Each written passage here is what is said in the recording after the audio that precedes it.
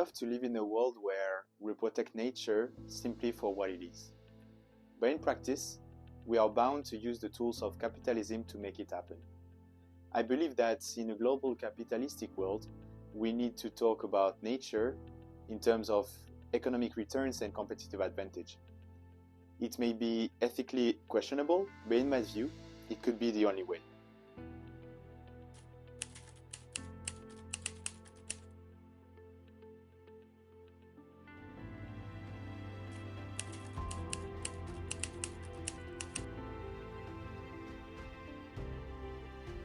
Nature exists regardless of us, but we cannot live without it.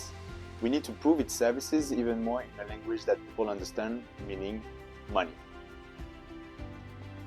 All over the world, people are trying to restore and protect nature, and one approach keeps coming up: carbon credits. They've been praised, questioned, and criticized, sometimes fairly, sometimes not. So to see things for myself and make up my own mind, I went to find out whether it really works and discuss with people that benefit from them. Hi, I'm Thibaut. I've been working in the space of climate finance for a bit of time, helping nature-based projects get money out of carbon credits, but I actually never had the chance to go to visit a project on the ground. So a couple of time ago, I decided to go to Asia in order to understand the different climate finance mechanism that works on the ground, and I wanted to bring you with me and to film this short documentary and episodes. Why? Because we need more investment. I'm not going to tell you how the environment and biodiversity are getting destroyed. You hopefully know that already. But we need to keep this in mind if you're a company. Failing to account for biodiversity risks mean failing to accurately assess the risks of your portfolio. Business and finance is entirely dependent upon it. Resilience is bolstered by biodiversity. And once again, 55% of our GDP is linked to biodiversity, according to the World Economic Forum in 2020 and PwC in 2023. And to understand it better, I conducted a self-funded trip alone to Sri Lanka and Indonesia to visit some different type of nature-based projects with different objectives.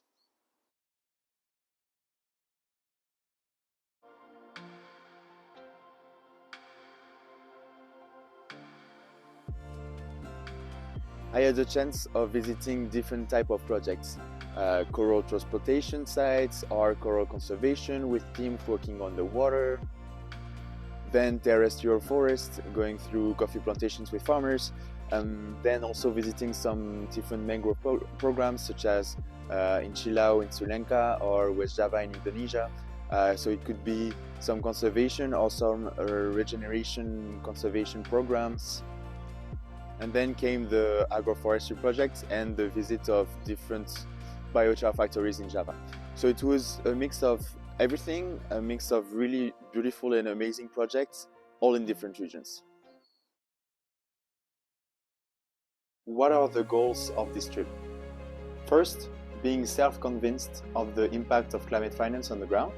Second, learn and show about 10 climate financing mechanisms that you can use yourself if you are a product developer, or that you can develop and finance if you are an entity looking to have an impact in whichever way that you can see here. There are of course other examples, but I had to focus on these. And it's always better to discuss climate finance directly with the people involved. That's why I interviewed 8 of them, because any effective solution must come from those who know their land and communities. They shared their stories with me, and I'm not gonna lie, I witnessed a few striking things.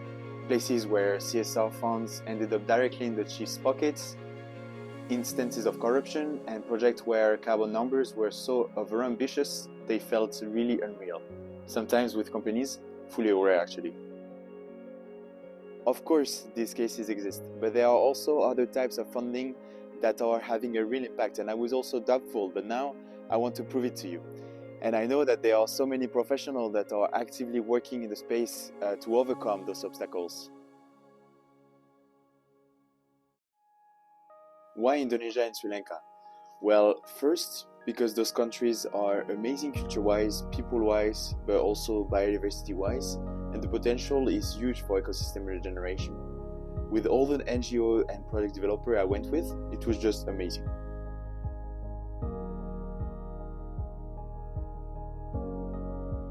I also had the opportunity to do different conferences to share knowledge, discuss, and to mostly thank them for welcoming me.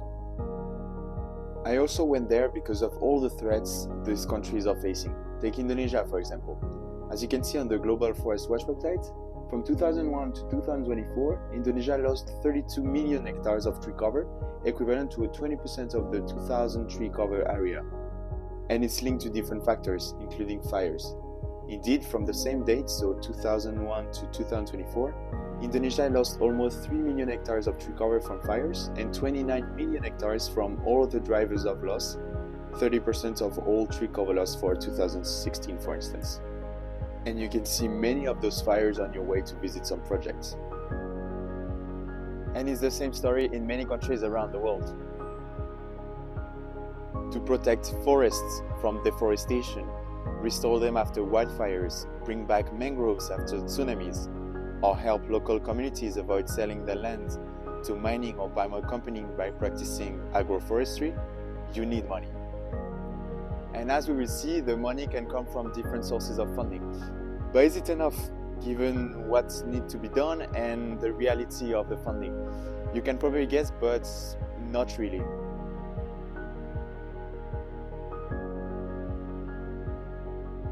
So before we dive in, here's a quick look at the current state of climate finance and where all this funding actually comes from. Here is a report from UNEP 2023 about nature finance and another one from Climate Global Initiative about climate finance, focusing on nature, but also energy, transport, etc. As you can see, global climate finance reached an all-time high of $1.9 trillion in 2023. But we will need about $7.4 trillion every year till 2030 to stay on track for the 1.5 degrees target. In comparison, nature-based solutions received around $200 billion in 2022, up from $154 billion in 2021, a promising 11% increase, and yet again still only 1/3 of what's needed by 2030 to meet global climate and biodiversity goals. And as we can see here in the report, most of the money for nature still comes from public sources, such as government funding, programs for water, conservation and land. The private sector is joining in, but not yet at scale. There are many different funding sources beyond just the voluntary carbon credits. Here, we can refer to a report by market experts, the deep dive report for practitioners and policymakers for mangrove, but this can be applied to many other types of investment as well. It's not exhaustive, but it provides a good overview of the possibilities, such as debt for nature swaps, payment for ecosystem services, corporate offsets, grants, etc. At this stage, there is still no consolidated or up-to-date data showing how each nature finance is distributed globally, so how much for ecotourism, how much for green bonds, etc. So that is the big picture. Why nature needs financing, where the money comes from, and why the stakes are so high.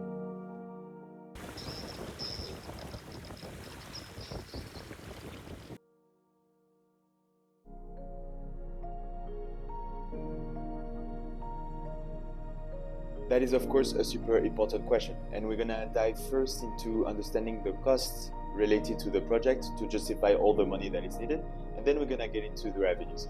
And for that, we're gonna use some screen sharing and some slides that might be pretty helpful to make sure that we understand everything.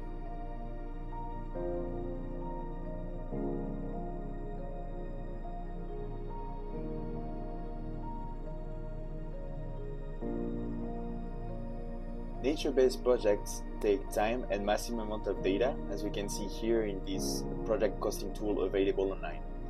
Whether it's restoring mangroves or protecting forests, they involve many actors and strong governance, going from contract with landowners to agreement with governmental bodies. And the costs are significant. Developing methodologies, assessing additionality, all of this take years. And often, revenues also come much later, sometimes 4 to 5 years afterwards and after the first expenses. A good example to express the costs is also given by a recent study by Carbon Capital Lab in September 2025. In the survey, 54 project developers out of 74 answered the question, what's your biggest challenge with securing project finance? There were 7 responses in total, but they said that early project development costs and due diligence timelines were the biggest challenges. And that includes the cost of early project development, meeting due diligence requirements, maintaining operations during lengthy due diligence timelines, and implementing measures to mitigate risks, such as purchasing project insurance. Here, for instance, in the Caribbean, is a budget based on a 3-year approach done by a project developer, enough to generate the actions needed to protect around 300 hectares and recover 100 hectares of endangered mangroves, with the goal of unlocking 20,000 credits per year. We are going to dive into the 2 key components. We have here the ecosystem services fees, with for instance $4,000 paid per hectare for replanting. And as a comparison, for some mangrove restoration projects in Indonesia, the cost is around $3,700 per hectare for planting, plus $1,300 again per hectare for maintenance over 40 years, with costs gradually decreasing each year. It depends, of course, if you plant 1,250 or 2,500 trees per hectare, but it's not cheap at all. For the monitoring part, as we can see, the GIS, the pre-audit and acquisition of equipment cost a lot of money. And in the end, it equals to nearly $1.4 million USD for the 3 first years of the project. Let's take another example, but this time with my face in the bottom. So here, let's take a conservation project of 7,000 hectares. So be ready, it's a bit more theoretical, but it's really important to understand how it works. As you can see here, most of the money goes to community engagement, monitoring, reforestation, and governance. You can also use this money for a lot of other things, of course. For instance, and it's not mentioned here, but to write village laws. With this, you can prevent illegal fishing, co-design them with the communities, with genuine participation and benefit sharing that are written and that is agreed upfront.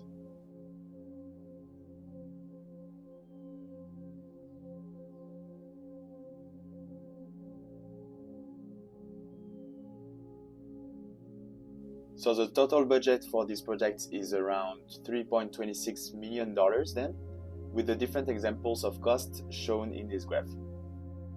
So how do you cover that?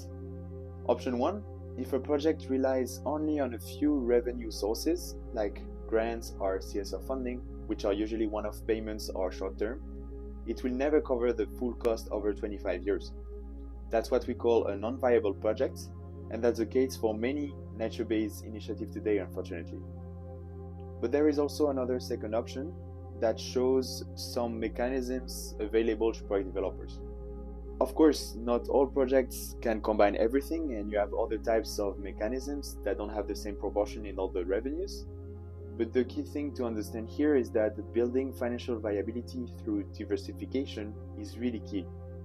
And this is what we call stacking benefits, so combining complementary income streams to reach sustainability. And as you can see, carbon credits can represent a major part of that balance. Here is the overall picture, a mix of economical and ecological co-benefits.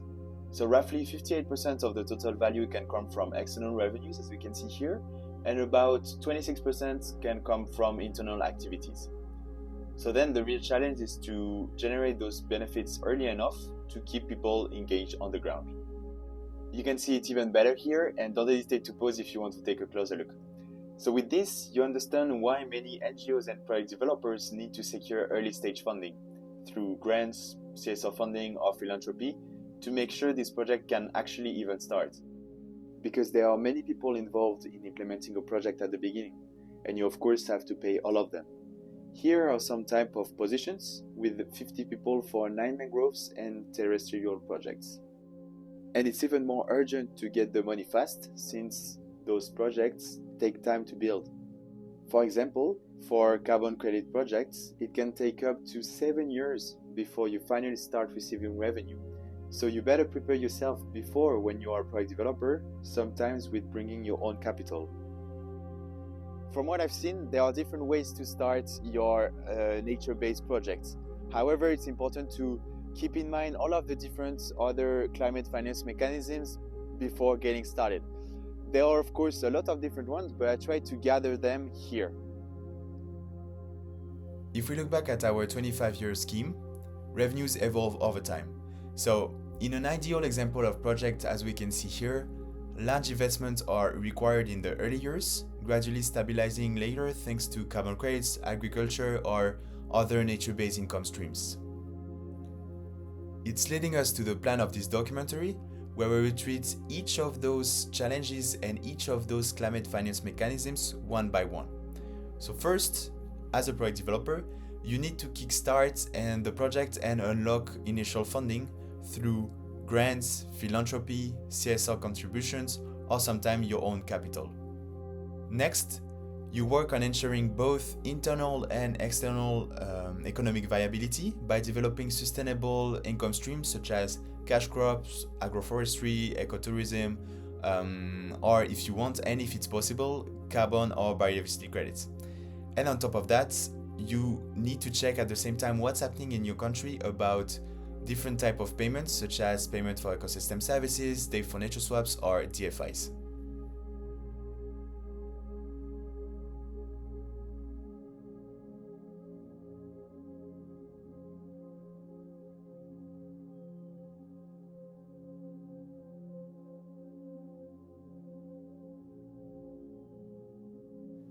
So now we've seen why nature-based projects are expensive to start and why early funding is absolutely critical. Without it, most projects simply never get off the ground. In the next episode, we are going to look at these questions then. Where can nature projects actually get their first dollars? How, as a project developer, you can access them, and how, as a company, you can help.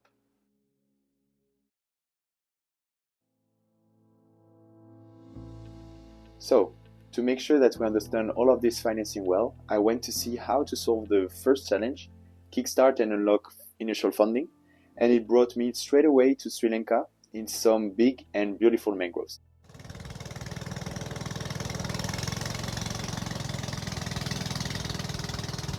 We're gonna focus on the first type of financing, grants, that is usually used for first plots and first samples so that they can be used as example and gather some data so that afterwards you can use those examples to attract new funding streams and new funding revenues.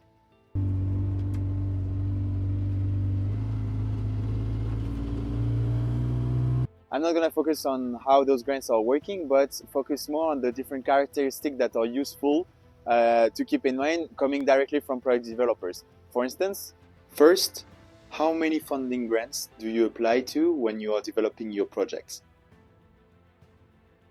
So we apply to, on average, about 4 to 5 grants every year.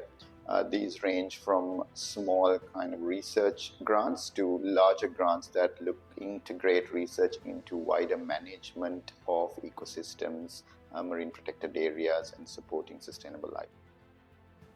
You can find many of those grants on platforms like Restore, but there are a lot of others, of course. And from there, you can track the ones relevant to your field and decide whether you want to apply alone or as part of a consortium, depending on the time, effort, and strategy that you're willing to invest.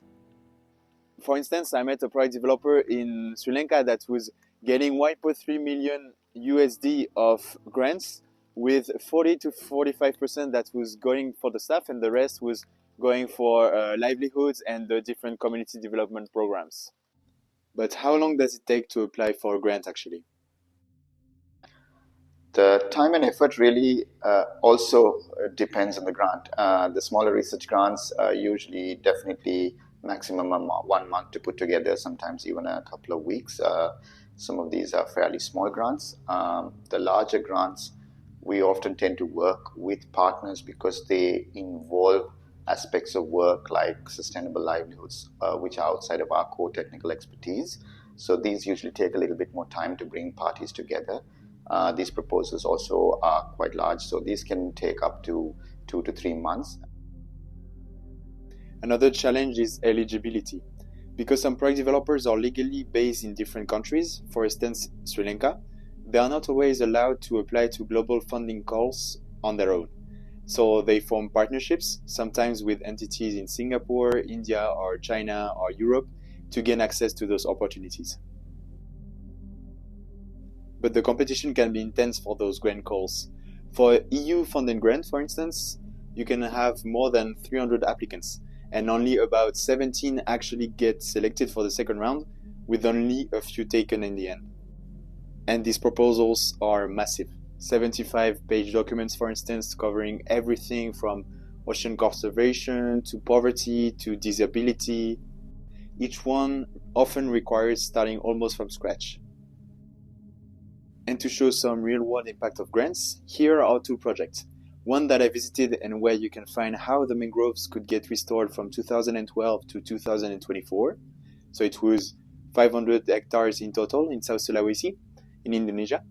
And another one from the same entity from 1990 to 2023.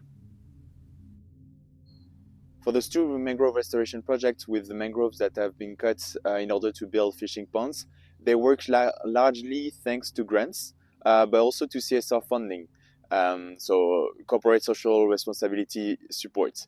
And that's the next part that we're going to focus on now.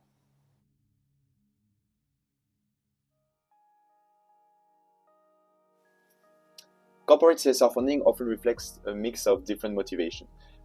Internal brand value, public image, internal sustainability goals, employee engagement, or just the vision of the leadership. So depending on the company, the level of support can range from small donation to sustainable, substantial multi-year commitments. And this project developer I met, do they also have other type of funding on top of grants? We also have some CSR funding from Sri Lankan companies. This is a relatively smaller component of our funding, but it does play an important role. The real challenge here is not just funding. It's helping companies understand why biodiversity matters for countries and how they can integrate into their policies. And how do they encourage companies to allocate budgets specifically for nature-related CSR initiatives?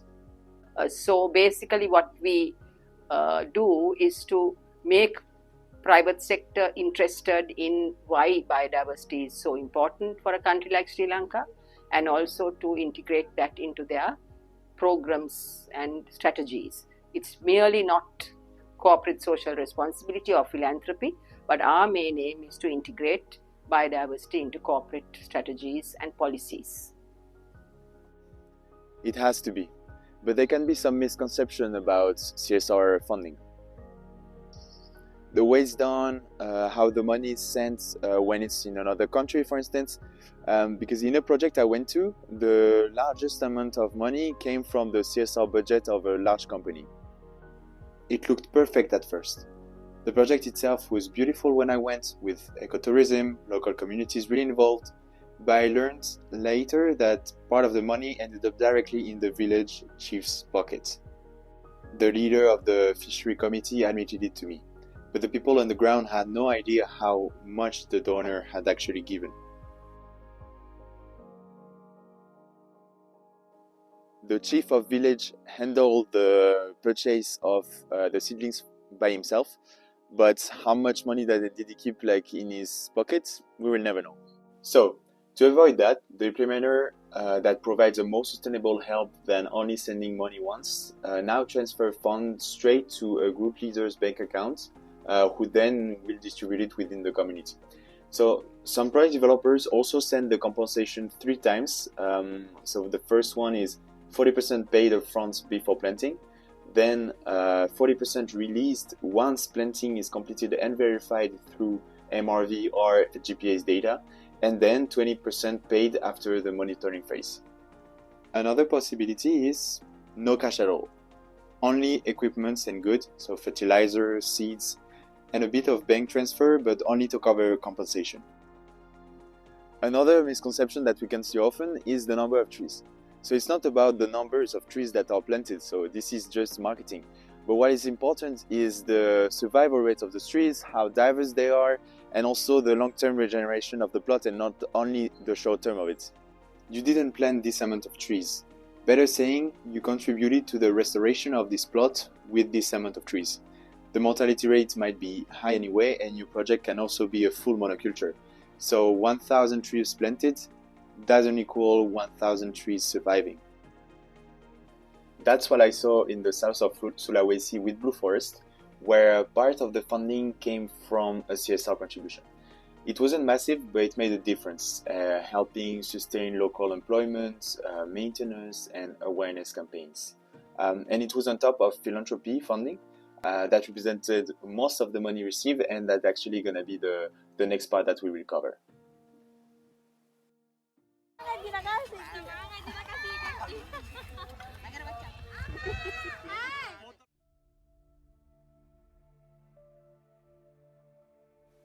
Philanthropy plays a key role when markets are not ready yet.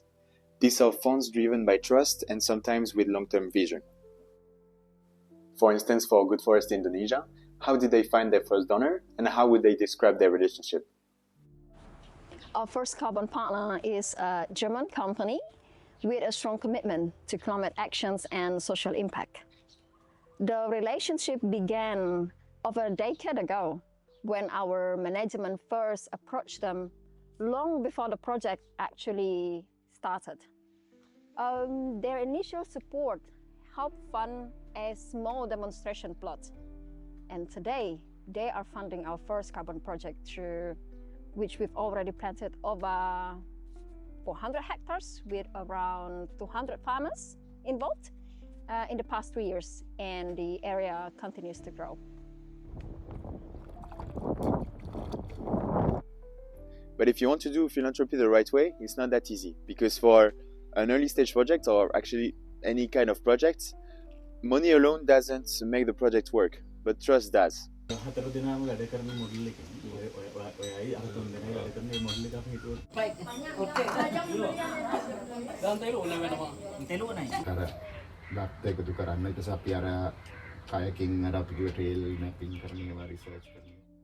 And you need contracts. If the project developer isn't there for the long term, it becomes too risky for everyone. Here's an example of the clause used, for instance. That's why philanthropic money, when done well, can play a double role. It funds the early actions and it helps build the relationships that make the project last.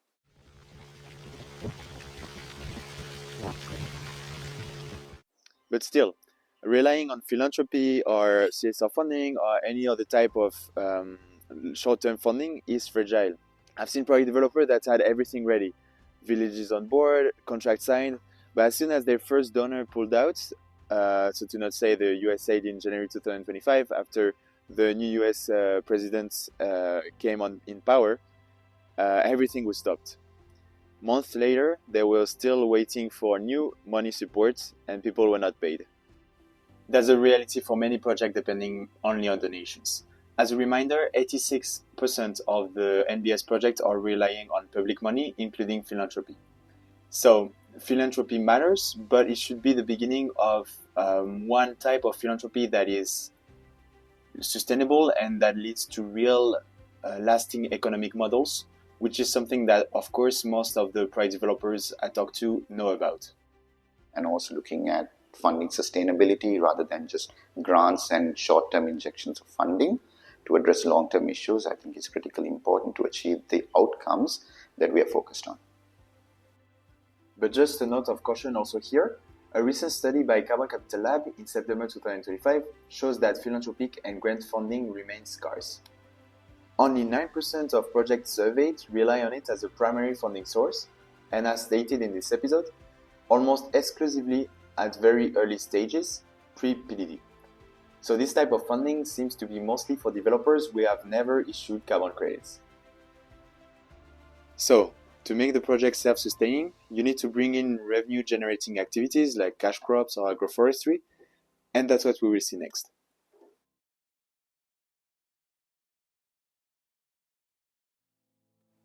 So this episode is going to focus on the second challenge, ensuring internal economic viability.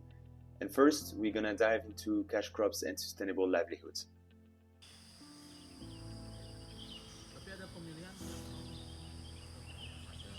Agroforestry brings both income and resilience. By growing coffee, cacao, jackfruit, or durian under restored forest, farmers can earn while protecting nature. It's a way to make conservation tangible, where protecting the forest becomes a livelihood, not a sacrifice. So they don't just plant trees, they plant economies. And what is great is that cash crops can feed both carbon and cash. But there are some barriers of entry at the beginning, and local communities can't do it alone all the time. And what could be the most valuable lesson learned from the operational side? When we started our tree planting project over a decade ago, one of the biggest challenges was the lack of market. Well, it basically didn't exist. At that time, we were also working with fewer tree varieties, and the model just wasn't attractive enough for the farmers to join. So over time, we shifted our approach and now offer a more diverse and appealing combination of crops, making the program more relevant to farmers' needs and local market potential. And now the farmers want to be part of it. Karena saya ingin ikut ini supaya dapat penghasilan dan juga supaya tanah kita bisa berguna dan bagus. But of course, it's not without risks. Not only because you can actually fall while harvesting cassava, which have an amazing taste, by the way. It's like fried potatoes in the pan. But also because there are some challenges that you need to take into account. Because farming under forest cover means working with nature and sometimes against it. That leads to knowing what are the biggest operational challenges that they face in their projects. From an operational standpoint, I'd say logistics and land competition are major challenges, especially with monoculture plantations and mining. We work with smallholder farmers in remote areas, so the project must offer real economic value to be sustainable. But that's difficult when there are no reliable off-takers nearby, and we have to think years ahead to build a functioning value chain. Another challenge is the changing weather patterns. Rainy seasons are becoming less predictable, in part due to climate change, and this directly impacts various plantations, including tree crops. But do project developers have challenges related to climate change in their projects? And in relation to the climate change, also it makes me confused sometimes because I don't know when the rainy season will start or when the dry season will start. Salah satu tantangan terbesar kami untuk kegiatan planting season adalah cuaca ekstrim, yang mana kita bisa mengambil contoh pada tahun tanam sebelumnya. Kita mengalami cukup banyak kendala mulai dari operasional kita karena kondisi musim hujan yang sangat-sangat singkat sehingga sangat mempengaruhi dari operasional kita. Salah satu contohnya bisa kita ambil mortality kita sangat-sangat tinggi yang sangat-sangat mempengaruhi dari kualitas dari kegiatan tanam kita. But beyond coffee or cacao, there is space for innovation too. It's about designing business models that work with tradition and not against it. So, for instance, some do grafting to ensure good quality fruit and also to be able to sell the seeds at a higher price. The young part from the mother of trees can work. Some projects now combine traditional cash crops with new models. So one of the recommendations is to pair timber with choosing cash crops that are also contributing to carbon sequestration and include trees that farmers may eventually harvest along with fruit trees such as rambutan or durian. Some actors also reduce the number of middlemen. Sometimes there are 5 to 6 steps or intermediaries before fish or seaweeds are sold. Instead, they focus on higher value revenue streams like biochar, essential oil, etc. There are many, and we will look at those now. This is the second part of the second challenge, focusing on additional revenue streams. You can indeed imagine new business models. Some project developers, for instance, generate part of their income through advisory or consulting. For a project developer I met, which was actually more of a research NGO, about 5 to 10% of their non-grant revenue comes from providing trainings and advisory to some different partners such as WWF Singapore, Yale University, or even the European Commission. Others focus on doing consulting specifically to help project developers apply for grants. Since accessing funds from mechanisms like the Green Climate Fund can be quite complex, they assist developers by guiding them through proposal writing and application processes. Communities can generate income from restored ecosystem through diverse products also. You can see it on the videos I took, from mangrove honey and seafood to sustainable wood, traditional crafts, livestock products, and resources like seaweed, compost, or essential oils. And in agroforestry system, the list grows even further. Cacao, coffee, ginger, and many more species adapted to the landscapes. It's about innovation at local scale, adapted to the different environment that you are working on. But for that, you need to think of a business model that really works for the farmers, of course, and that is good enough to convince them to join. Here you can see me, for instance, doing some batik in Indonesia, for instance, which is a value-added product from mangroves. But out of all those business models, what is the one that makes this project attractive for the farmers? At Good Forest Indonesia, we have been very deliberate in choosing crops that are financially viable and offer multiplied income stream over time. Since 2023, we have introduced a mix of commodities that farmers can harvest at different intervals. For example, for the long-term crops like sengon, jabon, and belangiran, and then for medium terms, we have jengkol, petai, and cacao. For the short terms, we try a patchouli used for essential oil and some vegetable seeds. We can see it here. Patchouli needs, for example, some infrastructures to work, like this factory, and is used to produce oil afterwards. But let's talk finances now, because that's always, of course, the big question, since many farmers are wondering when they will actually start earning money. And for those project developers and farmers that I saw in Indonesia, this variable of financing was, of course, directly linked to their choices of selling their land to the palm oil industry or to gold mining industries as well. So, are the farmers getting their money straight away then? Many farmers are concerned about when they will actually start earning money. With this model, they don't have to wait for 10 or 15 years like with timber. For example, patchouli after 8 months and cacao after 3 years. Bean around 5 years, and sengon can generate revenue after 7 years. So there are different timelines. And we also connect them with the off-taker in different regions to sell their product.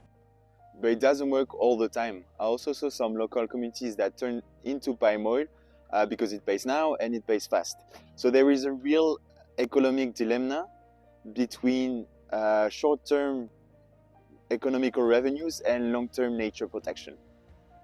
And it's really not because people aren't being consulted. They are. I went to some projects where formal MOUs have been signed before the project and after the beginning of the project, but it doesn't stop everything. It's like with carbon leakage, when you properly calculate or when you tell the local communities that are around your project that they shouldn't cut, it doesn't mean that it will prevent them for years doing it. So, to make sure you convince the different farmers, you have to forecast revenues generated from agroforestry related services like cacao, coffee, because it can represent a big part of your business plan.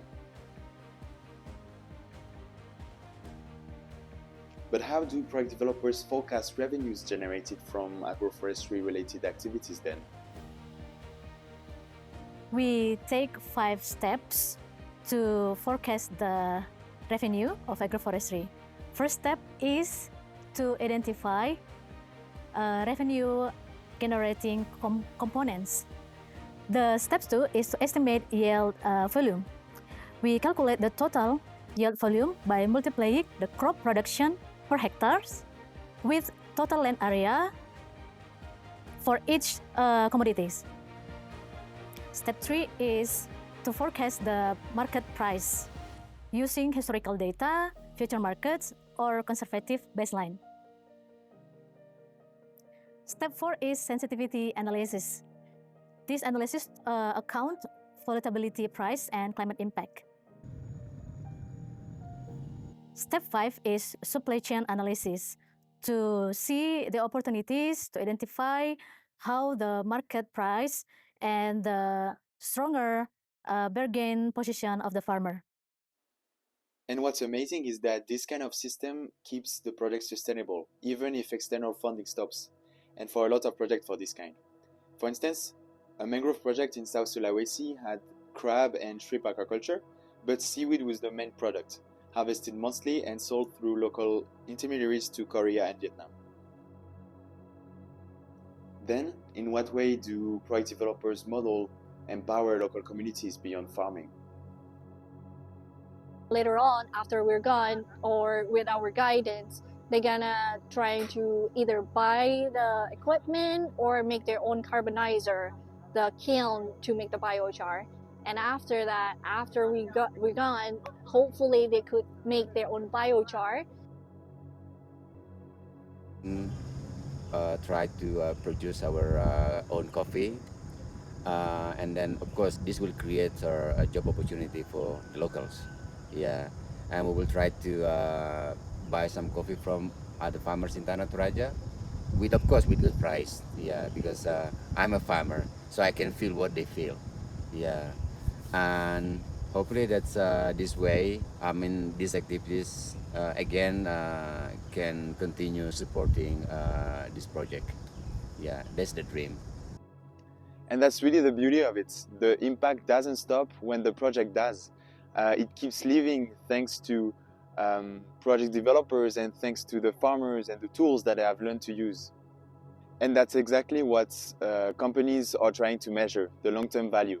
And that leads to a different advice given for entities that want to invest in nature. The first advice would be look beyond ecology. When companies invest in nature, the first instinct is to look at ecological results. But most experts told me the same thing. A good project isn't just ecological. It works when governance is solid, when communities benefit, and when the economics make sense. Second advice, support people, not just trees. And planting trees is not just planting trees. It's training, logistics, soil, water, and long-term maintenance. So for instance, please don't just drop seedlings like some concessions do. You have to train, maintain, put nurseries for the communities. And the third advice is linked to that, equip communities for long-term success. Funding is important, of course, but equipment is what truly supports long-term sustainable income, such as marine survey tools or seedling nurseries. In 3 projects in Indonesia I went to, buyers and grain providers supplied machinery that enabled teams to work effectively and build real capacity with the villagers. And finally, demand transparency, not perfection. Don't ask for perfection regarding your own terms. What matters is more transparency, really. Because being honest is far more valuable than pretending everything is alright and perfect. For instance, in this project that you can see here, some mangroves died because of abrasion. So then the field officer was taking pictures to show it to their funders. The biggest lesson that we have learned is always be transparent. Share what is working and also what is not working. Transparency is a really big topic in the climate finance space, of course, and especially for the next climate finance mechanism that we're going to focus on now, which is carbon credits.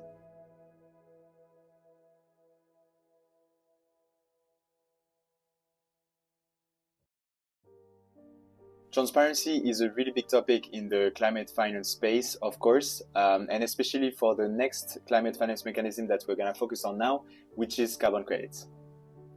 As most people know, carbon credits attract attention and controversy.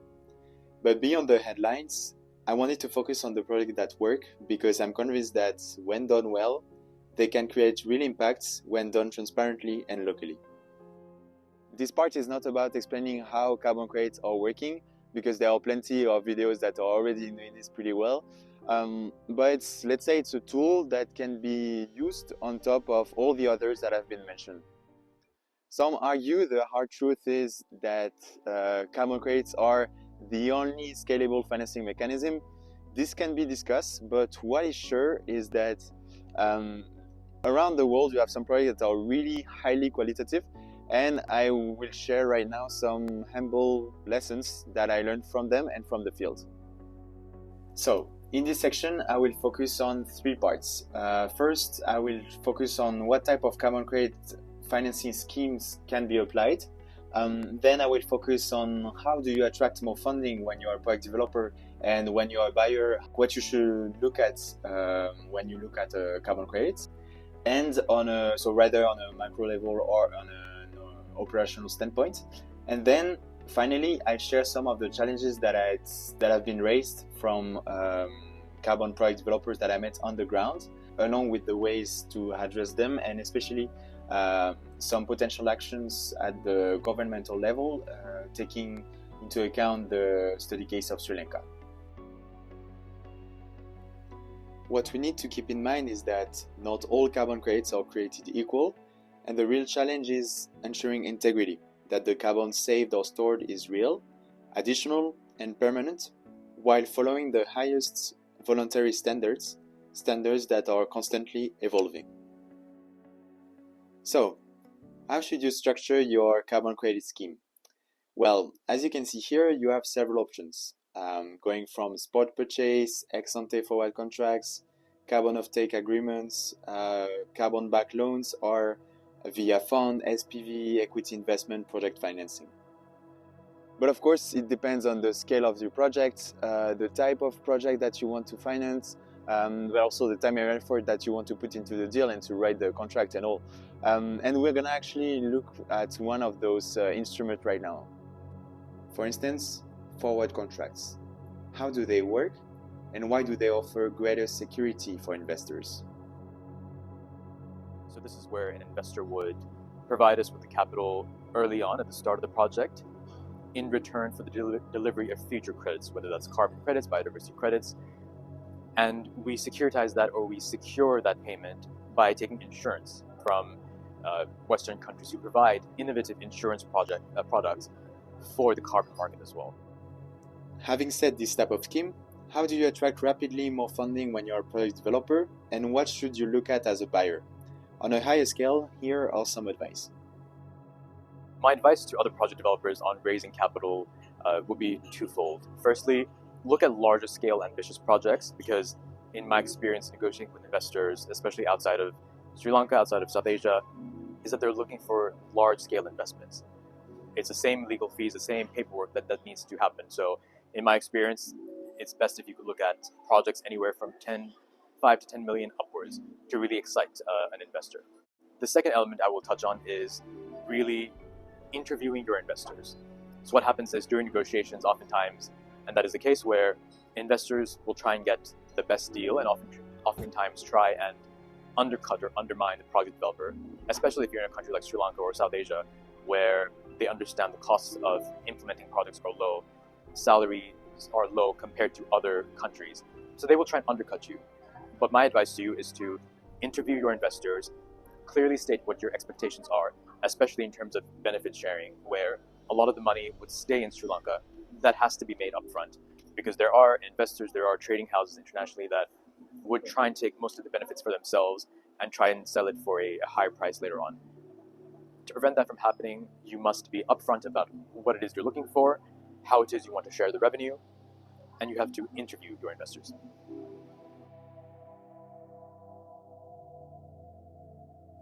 Beyond financing, I also asked project developers for practical on-the-ground advice. After years of experience, what lessons have they learned?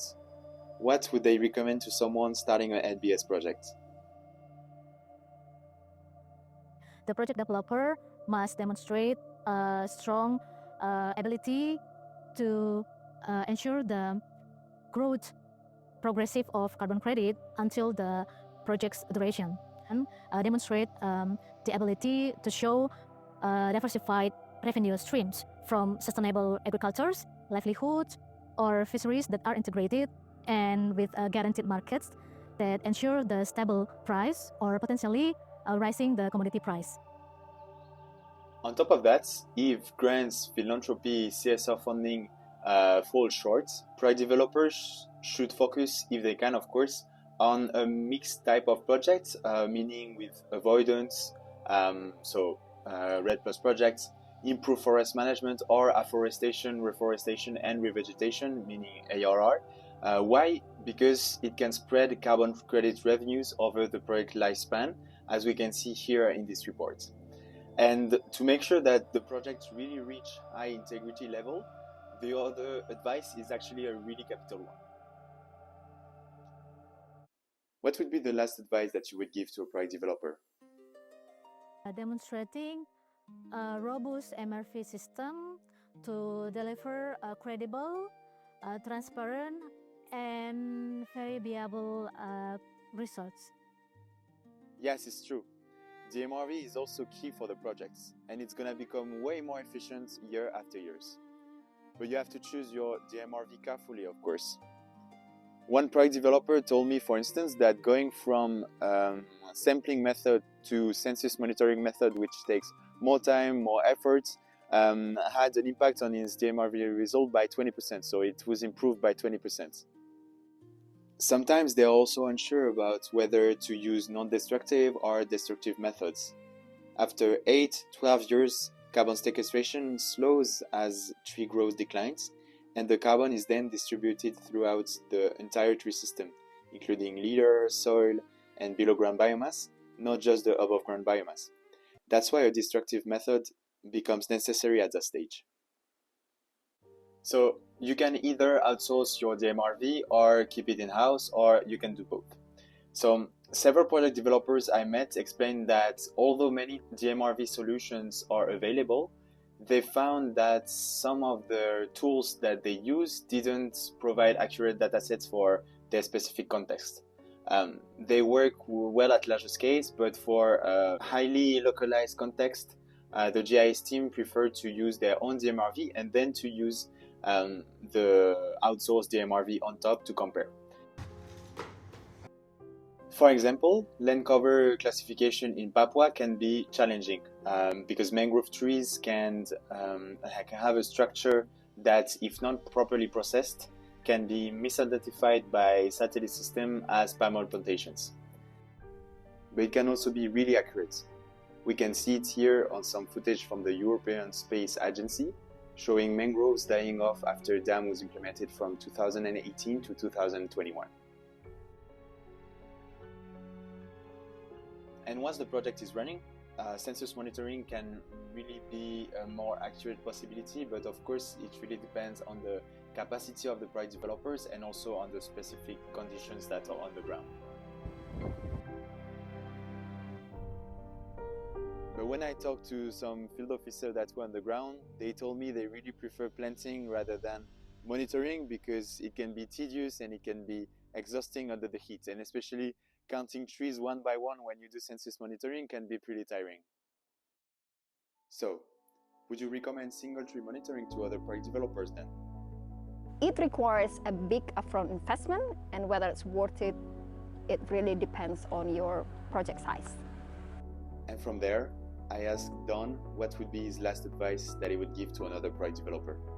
The most important point, not just for carbon projects, but for sustainable finance as a whole, if we're looking at debt for nature swaps or anything in any marine projects, blue carbon projects, is the quality and the transparency of your MRV.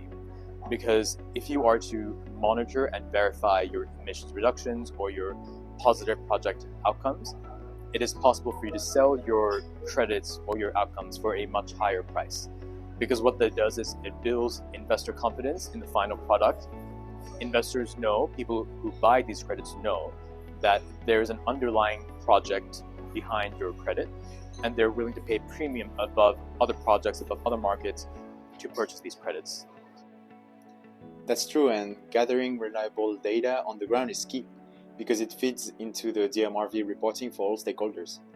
It can come from satellite alerts showing canopy loss, early fire warning systems, sometimes even provided by the Ministry of Forestry, camera traps, though sometimes they break because of sun bears or other animals. But in most cases, patrols remain the primary source of information. But, because of course there is a but, there are some challenges, and there is a kind of a paradox, which is that you have projects that are highly potential and that are already working well for years, but they can't have carbon credits because of external challenges and, for instance, at the government scale. And so that's what we're going to see here.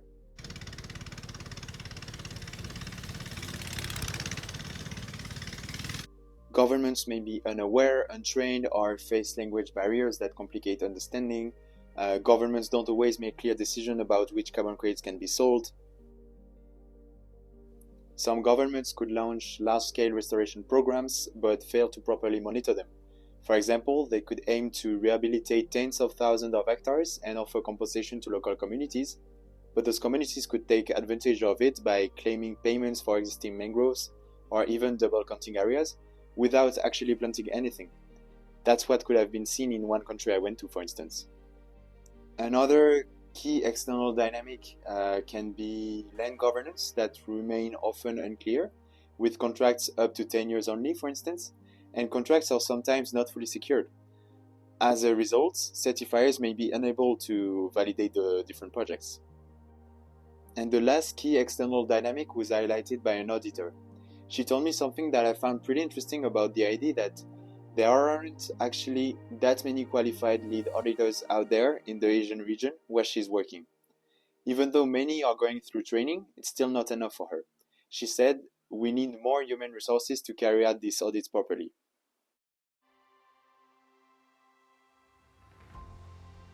So, even with conservation and restoration potential, scaling up can be tricky. In the end, it's all about how governments are coordinating, so whether for carbon ownership, contracts, benefit sharing, but it's up to everyone to push for more clarity.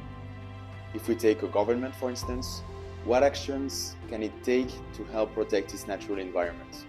I think one of the main duties of the state, given the multilateral environmental agreements that we have signed, is to tap the private sector's funding in order that the country's national biodiversity strategy and action plans are implemented. So basically what we need is the state to declare areas that need work on. For example, if they can give the private sector or any other developer a list of areas that are kind of sensitive and that need some work to restore them to their pristine conditions, then it would be easier for the private sector to invest.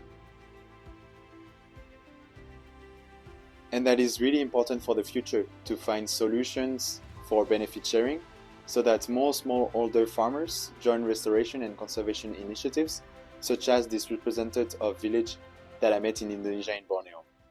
I asked him, when did you join the reforestation and agroforestry program, and what motivated you to do so?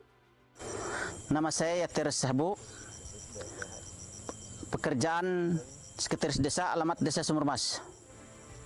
Saya bergabung dengan Yayasan Good Forest Indonesia kurang lebih 4 tahun sampai 5 tahun. Kami sangat tertarik bergabung dengan Yayasan Good Forest Indonesia karena dia tidak mengambil untuk keuntungan, cuma keuntungan untuk kami 100%.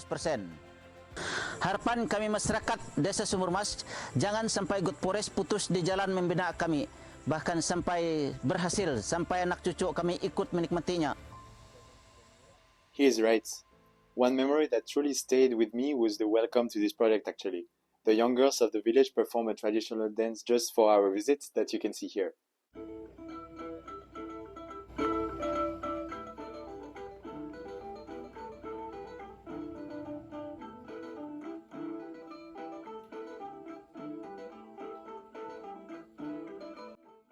And right after that moment of celebration, we shifted to a public consultation, discussing how benefit sharing could look especially compared to the offers from palm oil or gold mining companies. But in order to achieve that benefit sharing, you already need to push the companies to finance the projects and where a state can give the guidelines. And what are the other actions that a government can take to help protect its natural environment? So we need guidelines, we need restoration guidelines in various ecosystems like coral reefs, forest ecosystems, mangrove ecosystems, national parks. There are many areas that guidance is to be given, and that would be really valuable to any company that can come up with some funding. And as we can see, this funding goes far beyond carbon and the usual co-benefits that we hear, such as the ones assessed by the co-carbon principles, for instance, or some other co-benefits that we see in some other projects. Financing carbon credits or financing nature also support traditional dances, languages, and cultures. And it's a way really to preserve them as well.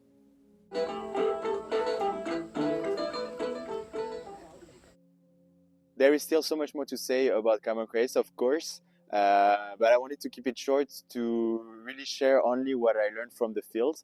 But now we're going to focus on another type of financing that can seem smaller at scale, but that is actually really deeply rooted in social and people impacts.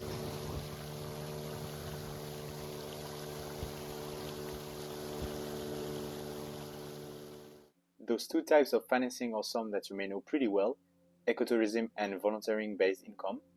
They're also part of the third challenge, focusing on ensuring external economic activities. So, everyone have their own definition of ecotourism.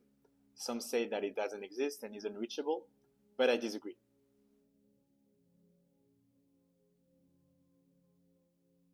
I know that tourism can be controversial, especially when you think about how destructive it can be, but I want to talk about community-led ecotourism, coupled with volunteering, which is a way to fund conservation while letting people experience nature firsthand. To start the topic, let's begin with a question to one of our project developers. What additional types of funding do you receive beyond grants and CSR contributions? We also have a very small kind of capacity building student internship program that we run that also contributes a little bit of funding and also helps us continue some of our work to capacity build Sri Lankan students for marine science as well. In one project that I could see, in Toraja in Indonesia, this mix of education, tourism, community action really had an impact of how the project was living sustainably, and that had different sources of income. Here in Tanah Toraja, I'm running an eco project. I started the project in 2008, aiming at empowering or helping the community, more especially the local kids, through education. And I tried this lime. But then, what are the different sources of income that he earns to sustain his project? We are trying to run different activities here, like giving a chocolate workshop to the visitors, and also coffee. And then in the future, we are planning to run like cooking class, because my wife likes sharing her knowledge with those who are interested to do this. And also, yeah, sometimes we receive donations from many people who care about this activity or who care about this project, and also from volunteering, activity. Yeah, I think once actually someone visited the area, and then they will soon realize how important actually it is to work together to, for the sake of the world, for the sake of the future of the children. Yeah.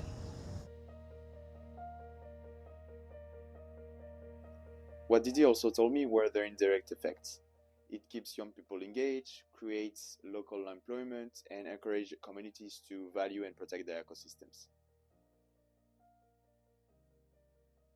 But realizing how important it is not enough to create action. Usually when you see a project like that is really cool, you really want to act. But sometimes as a company or as an individual, you just don't have the money to spend on this type of projects. And it's the same as a CSR director. It's not fully in your hand to guess what will be the budget that will be put in each project to finance. But what is good is that you also have other ways to help that don't include money. So when a company or an investment pool provides funding, it should also think about two key things. First, what kind of technical assistance can they provide to support the long-term success? And second, how to engage local communities and influence behavior by leveraging partner networks. So for instance, if the buyer or sender of the money is a bank, they could also provide microfinance to farmers, and or if it's a company that is specialized in recycling or material supply, for instance, they could also do something. Even though microfinance can also be tricky on the ground with farmers or with problems like it's working at the beginning but with the loss of control afterwards, it can still work. So if you give technical help as a CS project, you also reduce this risk. As well, having someone on the ground that is engaging daily or regularly at least with the local communities can also be essential. And how does the work of Natir affect the communities? Does this project have benefits going beyond environment? And also, I really wanted that the children from this village will try to get involved in this kind of activity. That way, we will try to protect our land in Tanah Toraja because of the tradition sometimes, and then you have to sell your land, and then without thinking that your children or your grandchildren will need land in the future. So let the children save the land for their future by growing something, and then children actually in Toraja do not have to leave Toraja to find work. Yeah, like by going to other places like to Kalimantan or to Papua, to many places. They can stay here and then protect the land. They can do something here in their own land. Also, I'm trying to teach, together with my volunteers coming from many different countries in the world, we are trying to teach different skills for their future. And yeah, I mean, we really want to give them a better future. But behind the beauty of those projects, the reality can still be messy. So in one of the villages I visited close by to a mangrove restoration project, I could see a shrimp farming pond that released some plastic and that also released some dark wastewater directly into the river that was then leading to the ocean. So as you can see here, chickens and fish feed there, some die, and the chickens even need the plastic, so which raise concerns related to food safety. And also, houses sit right alongside the canals and the polluted water flows through the villages. There are many other environmental and social challenges that need attention, so providing some help such as recycling or cleaning better the area, not only linked to money and just planting, can have really a great impact as well. It goes beyond the project themselves, where you have some ecological, economical, political, social issues that you have to solve as well. It is complicated, but we will see now that some drops or some big climate finance mechanism can make a change with the rise of biodiversity credits, but also of larger institutional funding aiming to finance the bigger picture.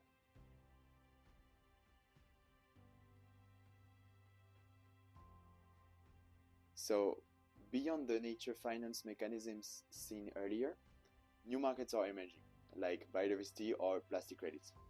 So they are experimental for now and found some first buyers actually, but they could really change how we value ecosystems. And as I said in the introduction, that's what we might need to find a return on investment on nature. Because there is a big economic value out of it that is just not fully understood yet. But fortunately, there are a lot of new reports and articles that are now talking about it and that are pretty interesting.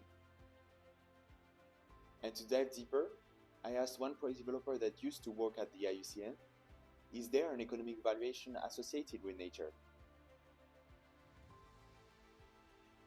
I don't think very many people understand the value of biodiversity. There aren't very many valuation studies that have been done. We may be having some for maybe the Singaraja forest or very, very unique ecosystems like that, but any other area I don't think valuations have been done. Obviously there is an economic value to all of these. And it's needed. Even though not all companies investing in biodiversity are looking for financial return on investment or anything related to this, some do it for reputation, others for their brand image or for long-term ecosystem value. And what about in Sri Lanka? So I asked Sharani, why are your partners investing in biodiversity? Are they looking for a financial return on investment? Usually the private sector members of Biodiversity Sri Lanka work on biodiversity or ecosystem restoration type projects, mainly because they have it within their sort of priorities. And a lot of them at the moment are not looking for financial returns. But we think at Biodiversity Sri Lanka that we should be incentivizing the private sector for the work that they do to restore or upgrade biodiversity in the country. So there are many instruments that can be used for this, and one of which we are actively working on is biodiversity credits. And those companies are not the only ones doing that in the countries that I visited. Because Don is also exploring the idea of biodiversity credits. But I asked him, what is the goal of assigning an economic value to biodiversity itself actually? The main goal behind this is to see how we can issue instruments or tokens such as carbon credits, biodiversity credits, plastic credits in projects based in Sri Lanka that have not only an economic benefit, but as a social and a health benefit, as well as positive co-benefits across the board. But for now, the challenge is clear. There is still no single agreed way to measure those economical benefits and to compare the different biodiversity credits. So over 60 methodologies exist today to calculate them, and more than 30 frameworks are currently being compared. That is at least what was stated by Blue Labs in June 2024, that you can see here, with indicators, metrics, and calculation that were different from entities to entities, from Vera to Plan Vivo, for instance.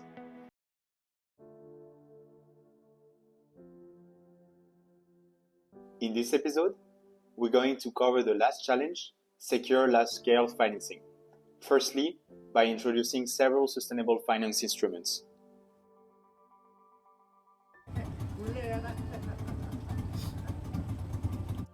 So, to scale impact, you need bigger leverages, like day financial swaps or payment for ecosystem services. So they move millions and billions, and this investment often have a greater impact that goes far beyond simply protecting nature. I actually remember what head of village told me after an audit. When I asked him what his biggest priority would be if they had more funding, he didn't mention trees or carbon at all. He just said, we need roads. And even if there are roads, some can be really hard to ride. And we can see it here when we were heading to an agroforestry project in central Kalimantan. That's also what most project developers look at before knowing if they want to start a project while doing their land qualification areas. The head of village told me this. If we had better road access, people could sell their products. And with that, we could finally connect to the government's electricity program. But right now we can't. We are too remote. We need at least 13 kilometers of roads. And when I asked what would happen if the project ended, he said quietly, maybe the community will be jobless. We live far from the city, and most people never went to school, so finding work would be impossible. They would likely return to building their homes within the projected forest, just like they did before the conservation project began. But so, how do those sustainable finance mechanisms work? How do they differ compared to traditional loans or conventional debt that you see in the traditional finance sector? Let's start the topic by asking one of our project developers, how would you describe sustainable finance? Sustainable finance is not a form of debt, it is not a form of loans. Rather, it is a blended finance vehicle comprised of various instruments that can be treated as a grant, yet on a commercial basis. And all of the underlying projects or the underlying risk is not so much on the ability to pay, but it is on the success of the project and the underlying natural assets. As we can see on this slide that I adapted, one example could be the Rhino bond by the World Bank.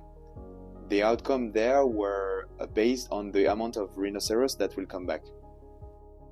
And what's really compelling about this tool is how they integrate seamlessly with existing financing mechanisms such as carbon credits, CSR funding, or philanthropy.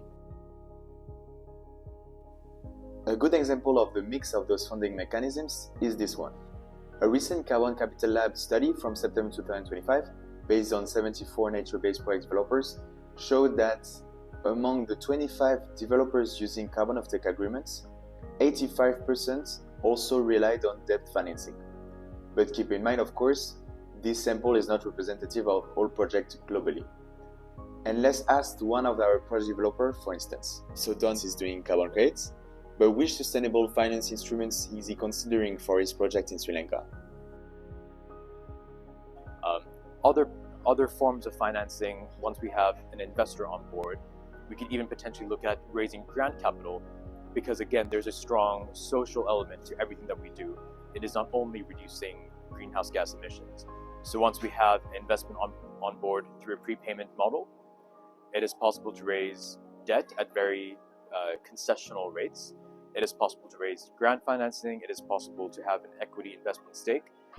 So again, it is a blended finance instrument. It's a blended finance vehicle, and we can consider all of these instruments rather than looking at it in silos.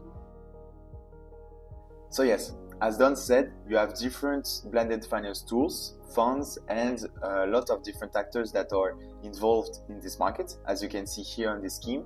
So it's a really good scheme that I could find to summarize the different tools of blended finance. And don't hesitate to pause, of course, if you are interested. What I wanted to show here is the side of the investments. So it goes from under $20 million per investment for some debt or equity funds, and it goes to $200 million till $1 billion for capital stack with junior, senior tranches, and sometimes mezzanine debt. It's a bit technical, so we are not going to focus too much on it, but we understand that those tools now enable countries to monetize their natural assets as investment opportunities, unlocking returns for capital markets. So this is precisely the value proposition of debt for nature swaps that we'll focus on now. There are, of course, other type of mechanism, but unfortunately I didn't have the time to focus on them.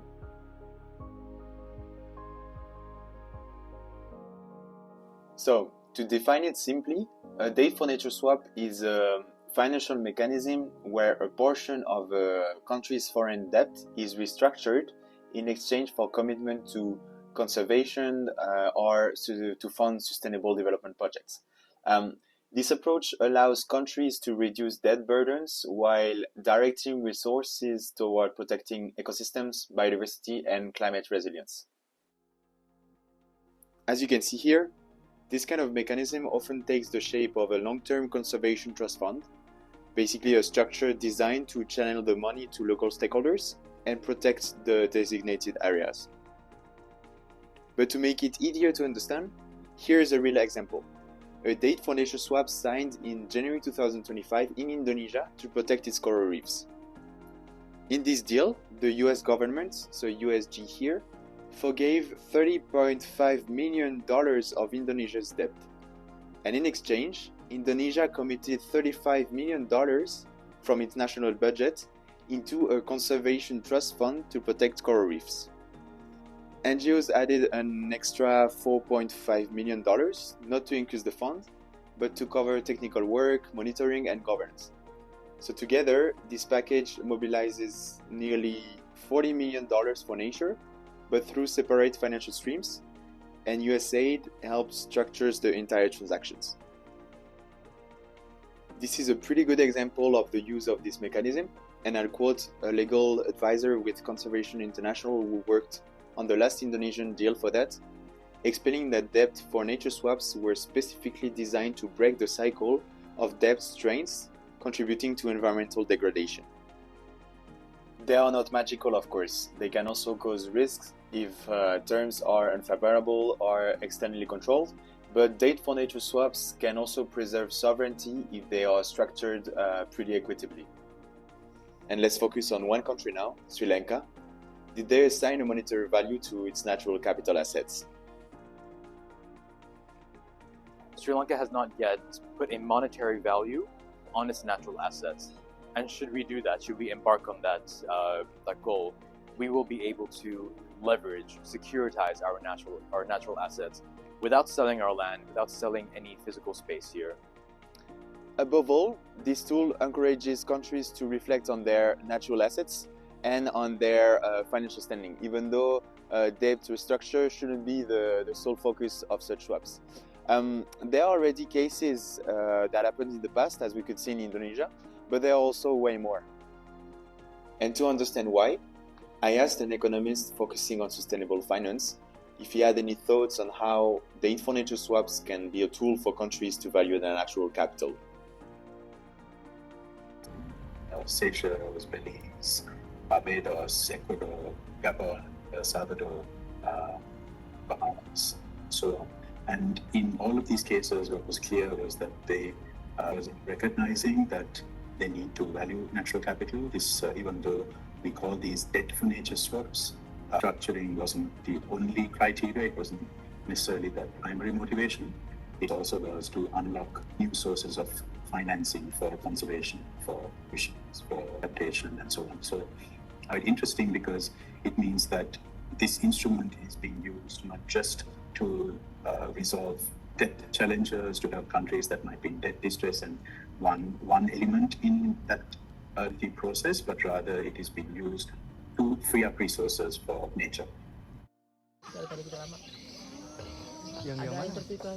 And it means the country has to take stock of its natural capital, because these mechanisms only work if there is a proper audit of the land and its real conservation value. Anushka explains the conditions needed for that. But some very specific mechanisms that are needed in a debt for nature swap or a blue bond, green bond context are still lacking. For example, Sri Lanka would need to set up a conservation trust fund that is in a special purpose vehicle kind of model under new rules, new flexibility that permits foreign players to participate, that permits international actors to play a role in governance and scrutiny.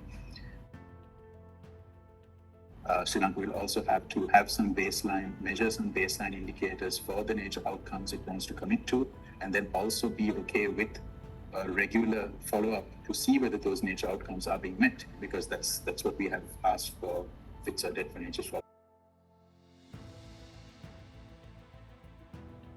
So for it to take place, you need strong collaboration between all the key actors, from local stakeholders to the official in charge of environment, climate and biodiversity. If these two groups don't work together, then we don't benefits of these kinds of nature-linked sovereign debt instruments, and there's going to be a lot of confusion, a lot of disagreement, a lot of poor outcomes. However, those type of financing are more at a macro level and decided within institutions themselves. So a project dev could push by doing lobbying and being aware of what's happening, but it can't really lead the transaction itself. So then, what is the role that project developers play in these transactions? Yeah, I think the project developers play an important role, but they play a secondary role compared to the government authorities in the country that have to really recognize that this is an instrument that they want to take on. Because remember, these are sovereign instruments whose implications of which matter for all citizens, so it can't be seen as a commercial transaction only. So these mechanisms are not just technical, they are political, and they need a big consortium to be developed in a transparent way.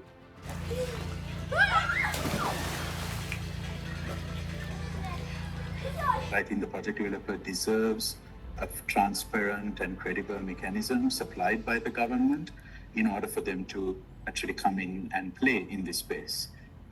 They need clarity on what the government will do. They need clarity on who they have to deal with. They need clarity on what kind of nature outcomes the government is committing to. For example, 30 by 30 targets or anything similar like that. They need to know what the terms are, and the lack of clarity on that would turn developers away. But before reaching this level of clarity, it's still worth checking those different sustainable finance tools including date for nature swaps, to then get a glance of what could happen possibly in the future. For that, I'll introduce the Belize Blue Bond from 2021 in Latin America, located here. We are not going to dive too much into it, but here is a short presentation of this blue bond and swap. So, before the deal, Belize was carrying a so-called super bond of about $553 million, which had become unsustainable after years of economic stress, and the impact of COVID-19 made it worse. What happened then? Well, with support of the Nature Conservancy, Belize bought back that debt at a deep discount and replaced it with a new instrument, a blue bond of about $364 million. Credit Suisse, now called UBS, arranged the transaction, and TNC provided guarantees and technical support. So, the amount was way higher than the individual bond, since it had a value of 35 million USD, but it was also for a different context. If you're a buyer, we can take the example of the investors that were involved in the Belize Blue Bond Fund in 2021, where they all decided to swap for another bond to reduce their investment risk. And the deal was a win for all sides. So investor got cash, Belize reduced its debt, and while integrating conservation funding into the structure. So then, following this example, which date for nature swaps could be recommended to look at? Across all of these examples, there are different reasons why they're interesting. And it could be on the structure and composition of the conservation trust fund. It could be on the financial transaction, the fees, the credit enhancement, the credit guarantee. And there would be also a bucket to compare on how they did the climate and conservation target development and the commitments around that. So I would encourage anyone to look at least these three areas when trying to find the most relevant example.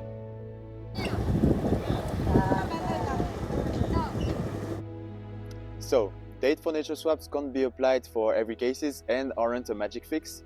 But what is good with them is that you can take nature as part of your national financial plan.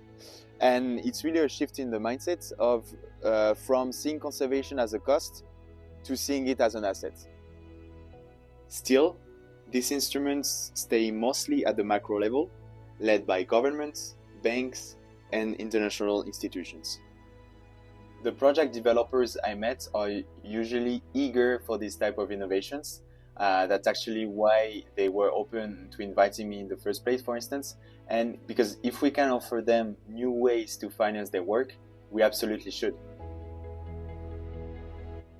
And most of the project developers I met had an opinion about some problems or issues that should be solved at a macro level.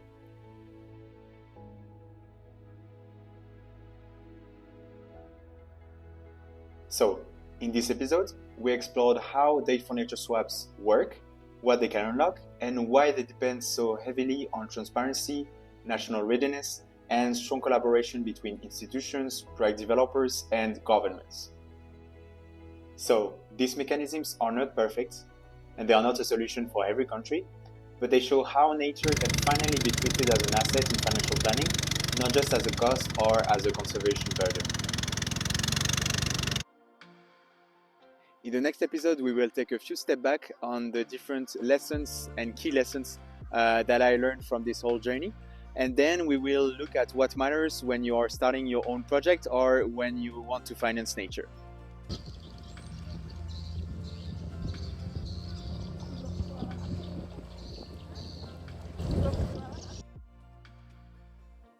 But before diving into those lessons, I want to take a step back. So, in the previous episode, we explored the financing mechanism at a macro level. So we are going to stay there and we will look at the obstacles that are harder to influence at a macro level, so structural constraints that shape how buyers and project developers can operate on the ground. And first, we are going to look at the obstacles at the country level, focusing on the obstacles for national biodiversity strategy. These challenges matter, of course, because beyond funding, it affects implementing projects afterwards. So to implement a national biodiversity strategy, money alone is not enough. So I learned this by talking with different experts and by reading some papers on the subject where millions have been spent on plans, assessment, consultations, but actually nothing had really changed on the ground. And it really echoed with an interview I had with one of them.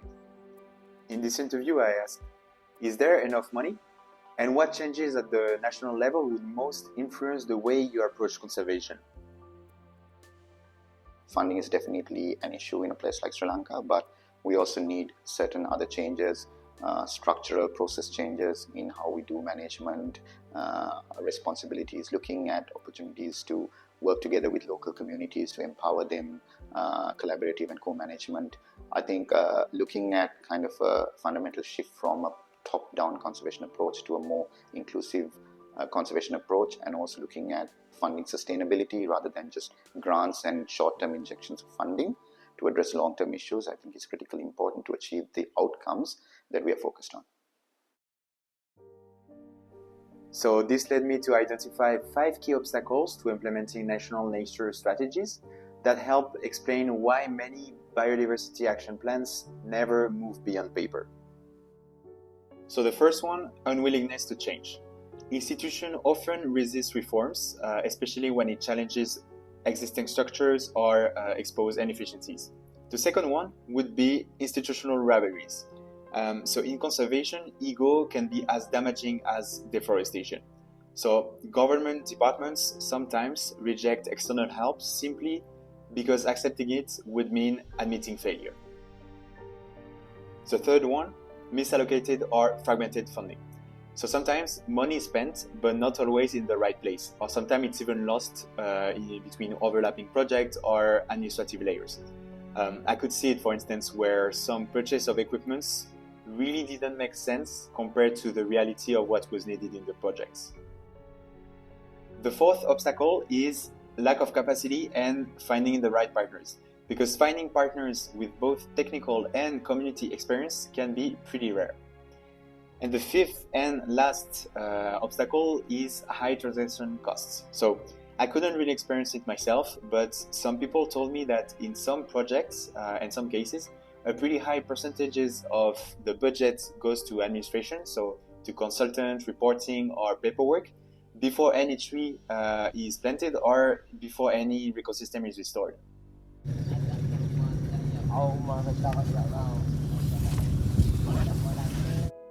If you want to check more on this, there is a document with all the sources that are used for this video in the description. So it's a whole system that has to be changed, and some may say that the way conservation had been done until now has failed. The top-down model inherited from colonial times, where governments simply forbid people from entering forests, mangroves, or marine protected areas so that they are conserved, doesn't work anymore. Real conservation happens with people, not against them. Spesial, terus dia disebut juga biochar dengan nama yang keren. But when these obstacles persist at a national and institutional level, they create a ripple effect, and the project developers are the ones that are feeling it the most at a macro and at a micro level. And I could really see it during my trip. So here are 7 lessons about the barriers faced by project developer when they want to implement their projects.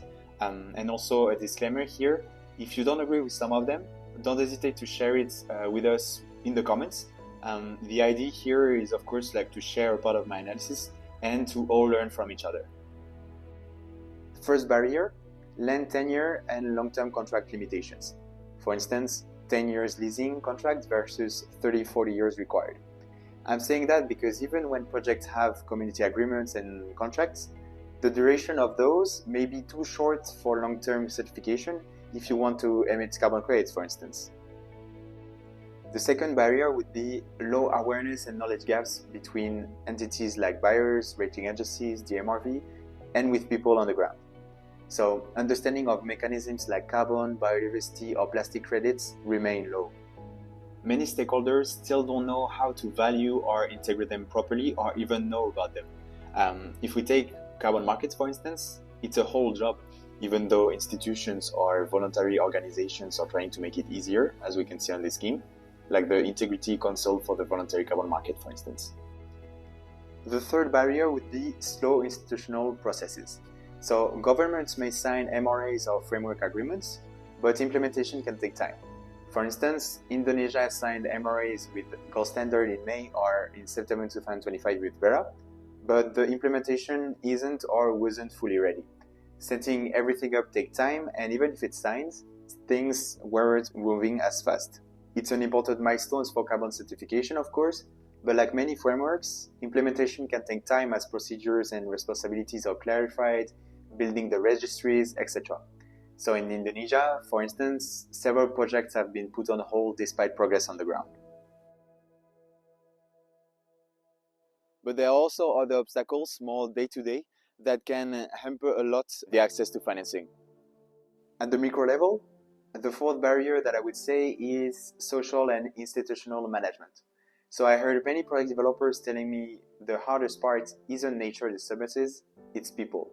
So ecological problems can be managed, but social and institutional ones, like land tenure, governance, local mindsets, are also pretty complex.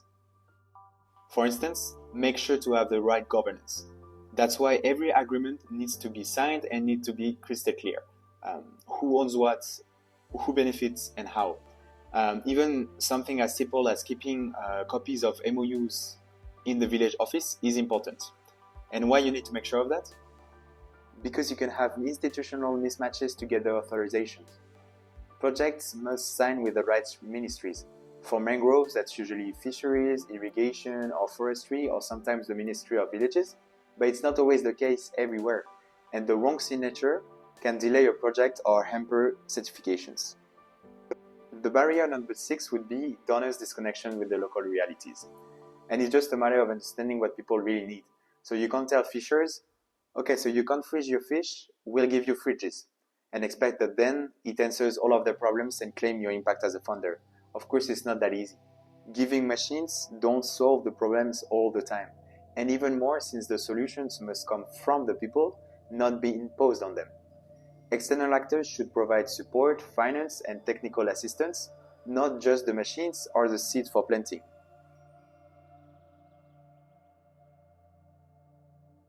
The barrier number 7 is more applied in the case of carbon credits, but it would be valuation and rating hurdles. So for every project, getting recognized or rated properly by carbon rating agencies is becoming increasingly important. If you are rated C by B0, Silvera, or Calix Global, it can have an effect on whether financing continues or not. So you're not the only one that is scared of that. For some, ratings drive demand. And I could see it in the past. The premium on A+ ratings can hit 200% sometimes, because buyers want confidence and ratings give it. And all of these constraints that are technical, social, institutional, shape how conservation and restoration can grow and survive. And so the next question that we're gonna ask ourselves is more, how do you make a project that is actually viable, resilient, trustworthy, no matter the funding source? That's the part where I gathered some last advice I would give to buyers and project developers. So here are 3 thoughts and advice on creating projects that stay viable, resilient, and trusted across any funding model. After weeks on the road and dozens of interviews, I realized that everyone has their own version of building a project. Some said it's about long-term funding, it's about trust, it's about transparency, and it's about the ownership of the land.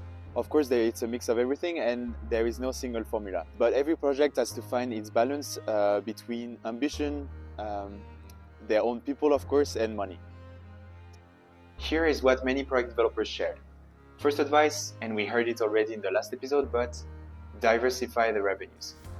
So having a long-term presence on the ground, so securing multi-year funding is key. And for that, you need different revenues usually. And it's especially important since afforestation, reforestation, and revegetation projects unfold over different time frames, as we saw in episode 6 about carbon credits. If you didn't watch it yet, here it is on your screen. The second advice I would give is keep the good work. It takes so much time to run a good project. I asked once to a project developer, have you noticed any changes in mindset or behaviors since you started your project within the community you work with? Or if so, how long does it take? His answer, Real change takes years, sometimes decades. In Pulau Madura, for instance, and sorry for the pronunciation, many fishers once saw mangroves as useless, a waste of land, time, and money. But once they saw erosion eat away their coastlines, they began to understand the value. Changing mindsets can take 15, even 20 years. That's why projects need long-term funding and a lasting presence on the ground.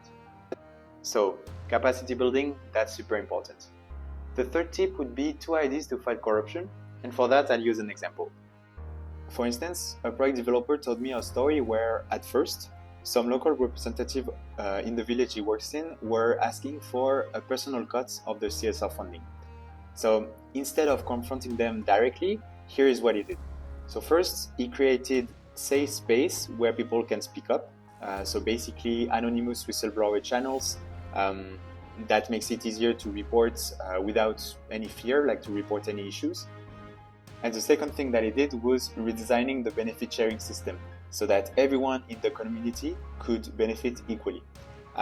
So basically, for every tree planted, each person received 5,000 rupiah, for instance. They also invested in shared infrastructures like wave breakers made from recycled tires, and basically things that support the whole village and not only the representatives.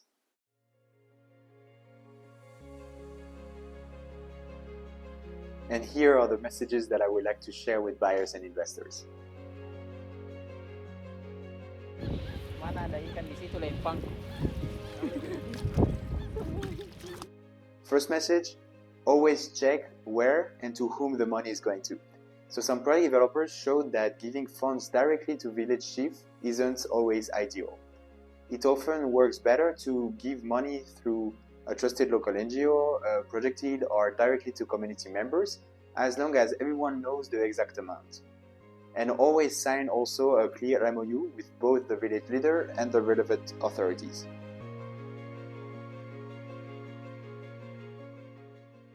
The second message or advice I would give is don't expect every project to match your own KPI and SDG indicators. Equity, gender balance, or even work rhythms can look very different depending on local customs. So if you implement a project, you adapt to their pace, and it's not the other way around.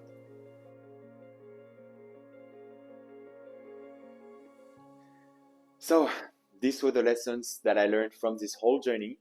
There are, of course, other lessons that I didn't grasp fully yet, I guess. But what is sure is that this trip showed me the real impact of climate finance, of nature finance, and of course also the real impact of the project that I could see and that I had the chance to see, but also the red flags that I will have to keep in mind in the future.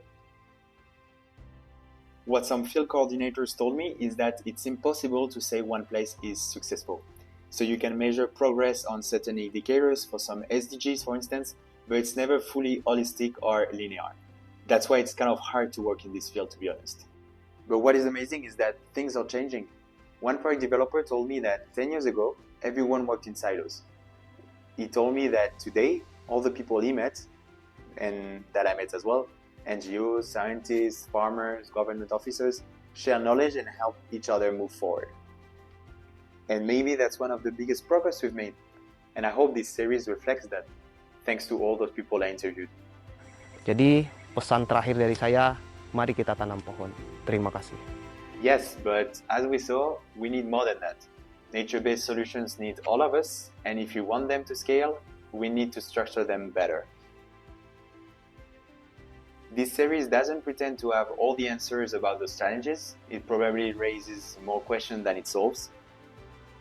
But if you're an investor, a policymaker, a product developer, an NGO, or simply an individual that is curious about how we finance nature, I hope this whole series gave you the tools and also the desire to dive even deeper. Because the future of the world, the future of Indonesia, the future of Tanah Toraja will be in the hands of the children that we have today. Thank you so much. Yeah. Manis nih, sweetie. Sorry, nggak mau.